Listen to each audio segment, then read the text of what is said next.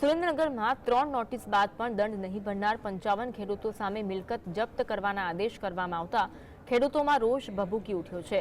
ઢાંકી હડાળાથી ધોળીધજા ડેમમાં નાખવામાં આવેલ પાણીની પાઇપલાઇનમાંથી પાણી લેનાર ખેડૂતો માટે તગલખી નિર્ણય સામે ખેડૂતો આક્રોશ વ્યક્ત કરી રહ્યા છે।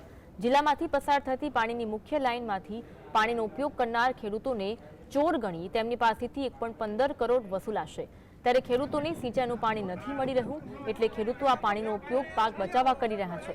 ખેડૂતો સાથે અધિકારીઓ ગેરવર્તન કરી ખેડૂતોના ખેતરોમાં આડેધડ ખોદકામ કરી ઊભા પાકોને નુકસાન પહોંચાડી રહ્યા હોવાનો આગેવાનો આક્ષેપ કરી રહ્યા છે।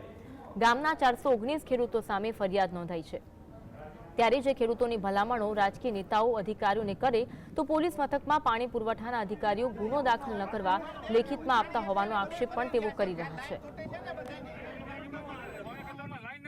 ખેડૂતોના ઊભા પાકમાં જેસીબી જેવા મશીનો ચલાવી અહીંયાથી પાણી ચોરી થાય છે એવી શંકાઓ રાખી અને ખેડૂતોના પાકનું સર્વનાશ કરવાનું કામ પાણી પુરવઠાના અધિકારીઓ કરે છે। આવી અનેક ફરિયાદો મળી, વારંવાર એક લાઈન અહીંયાથી પસાર થાય છે આવું કહી અને 2, 5, 10 ખેડૂતોના ખેતરોમાં ખોદકામ કરવામાં આવે, ખેડૂતની પરમિશન લેવામાં ન આવે, ખેડૂત દોષી છે કે કેમ પૂછ્યા વગર ખેડૂતો સાથે અભદ્ર ભાષામાં વ્યવહાર કરવામાં આવે। આવા ઘણા